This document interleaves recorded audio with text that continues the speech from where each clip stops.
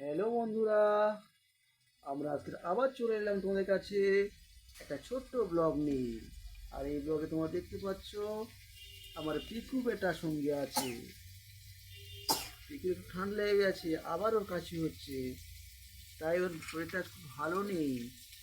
ও আজকে আর ভালোভাবে খেলছে না, শুধু কুলে কুলে আছে। পিকু, তুমি ওষুধ খেয়েছো? ওষুধ খেয়েছো বেটা?